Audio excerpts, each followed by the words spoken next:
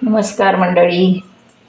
आपण छानपैकी कलिंगड आणलेलं आहे, पण ते पहिल्यांदा कापून घेणार आहोत आणि मग तुम्हाला काय काय करायचं ते सांगते.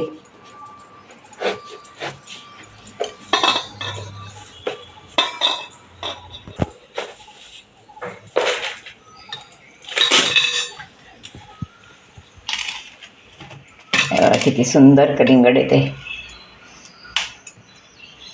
छान कलिंगड आहे. काय करणार आहो, त्याच्या फोडी करणार आहो आपण. या कलिंगडापासून एक थंडाईचा प्रकार करणार आहोत. सध्या उन्हाळा आहे, तरी उन्हातून कुठून बाहेरून आलं की आपल्याला काहीतरी गार हवंसं वाटतं. त्याच्यासाठी आपण थंडाई करणार आहोत. दूध, सब्जा बी असं सगळं घालून करणार आहोत. त्याच्यासाठी आपण प्रथम काय करूया, तर याचे तुकडे करून घेऊया.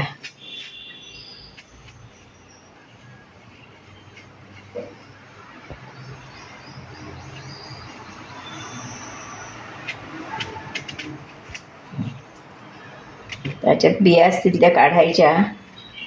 अगदी कोवळ्या बिया आहेत, बिया काढायच्या आणि अगदी छोटे छोटे असे मी तुकडे करून घेणार आहे, ते दुधात टाकायला.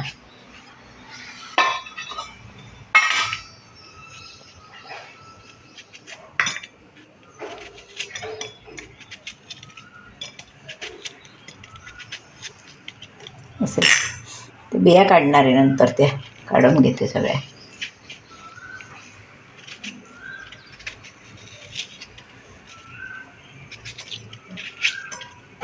एकदम छान प्रकारे दिसतो हे. छान, अगदी मुलांना सुद्धा दिलं तरी छान प्रकारे हे आवडेल, कोणालाही आवडेल असा आणि उन्हाळ्यात थंड म्हणून पिण्यासारखा प्रकार आहे.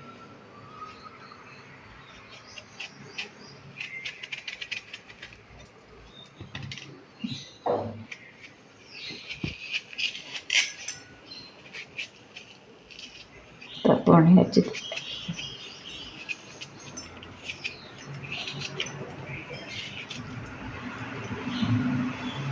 मी आता तुकडे करून घेतले, त्यातल्या बिया काढून घेते आणि मी तुम्हाला पुढची कृती दाखवते. कापून घेतलं आहे त्याचे मी तुम्हाला असे भाग करून दाखवते, छोटे छोटे क्यूब करून दाखवते. मी तुम्हाला एक वेगळं थंड पेय करून दाखवणार आहे. त्याच्यासाठी आपण हे क्यूब करतो आहे छोटे छोटे, एकदम उन्हाळ्यासाठी छान असं. त्यासाठी हे घेतलं आहे, अर्धा लिटर दूध घेतलं आहे. दूध थंड करून घेतलं आहे आणि त्या दुधामध्ये आपण हे क्यूब टाकणार आहोत. बिया काढून घ्यायच्या आणि एकदम आहे पण सुंदर आहे, दिसायलाही सुंदर आणि थंडाव्यालाही चांगलं असं. आता मी तुम्हाला एक पेय करून दाखवणार आहे. पिता पिता खाता येणारं आणि खाता खाता पिता येणारं असं एक मी तुम्हाला सरबत करून दाखवणार आहे.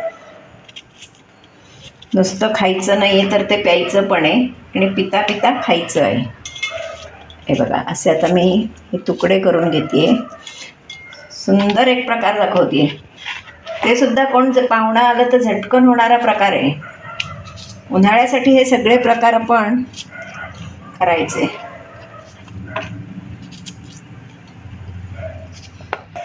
आपण हे थंड दूध 2 भांडी घेणार आहोत. आपण हे साधारणपणे अर्धा लिटर दूध घेतलेलं आहे. तर आपण या दुधामध्ये रूह अफजा घालणार आहोत. एकदम थंड असं आपण आज छानपैकी कलरफुल आणि थंड असं छानपैकी पेय करणार आहोत. त्याच्यासाठी मी 2-3 चमचे, म्हणजे तुम्हाला गोडपणा हवा असेल त्या मानानं रूह अफजा घालायचं. रूह अफजा नाही तर नसेल तर आपण ते रोज सिरपसुद्धा घालू शकतो, पण रूह अफजानं ह्याची चव पण छान येते. अजून ते ढवळायचं आहे, ढवळते मी. किती छान दिसतंय बघा. आता त्यामध्ये आपण चाबी घालणार आहोत. बघा, खास उन्हाळ्यासाठी अगदी बाहेरून उन्हातानातून माणूस दमून आला आहे तर बा हे असं प्यालं की नक्की थंडावा येईल. असं हे छानपैकी आपण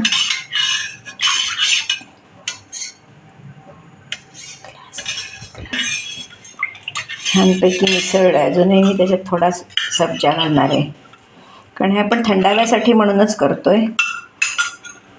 एकदम आल्हाददायक असं हे पेय आहे. तर यामध्ये आपण कलिंगडाचे तुकडे घालणार आहोत. किती सुंदर दिसतंय बघा.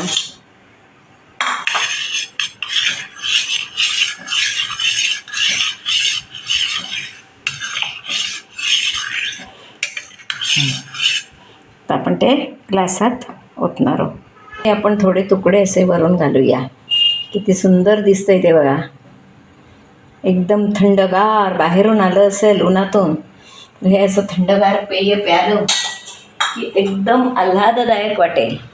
हे आपलं रूह अफजा सब्जा असं केलेलं छानपैकी, काय याला म्हणता येईल, सरबतच आहे, थंड पेय असं मी केलं आहे. हे नक्की माझा व्हिडिओ तुम्ही पहिल्यापासून शेवटपर्यंत बघा आणि तुम्हीही करण्याचा प्रयत्न करा. सध्या सगळे सीझन आहेत आणि गरमा, महत्त्वाचं म्हणजे गरमा भरपूर होतो आहे. सब्जा आपल्या तब्येतीला अत्यंत चांगला आहे. रूह अफजासुद्धा एकदम छान असतं आता उन्हाळ्यासाठी म्हणून. आपण रूह अफजा नेहमी दुधातून वगैरे घेतो, मग असं जर करून घेतलं तर ते आणखीन आपल्या तब्येतीला चांगलं लागेल. जर तुमच्याकडे गुलाबाचं स्वतः केलेलं सरबत असेल तरी ते घातलं तरीही चालू शकतं. स्वतः जर घरी काढलेला अर्क असेल तरी घातलात तरी चालू शकतो. असं गुलकंद घालून सुद्धा सुंदर पेय होईल. परत मी तुम्हाला गुलकंद घालून सुद्धा करून दाखवीन. असे हे वेगवेगळ्या प्रकारचे आपण थंडचे प्रकार सध्या बघतोय. नक्की हा व्हिडिओ माझा पहिल्यापासून शेवटपर्यंत बघा आणि माझा व्हिडिओ जर तुम्हाला आवडला तर लाईक करा, शेअर करा, सबस्क्राईब करा, बेल आयकॉन बटन दाबायला विसरू नका. धन्यवाद.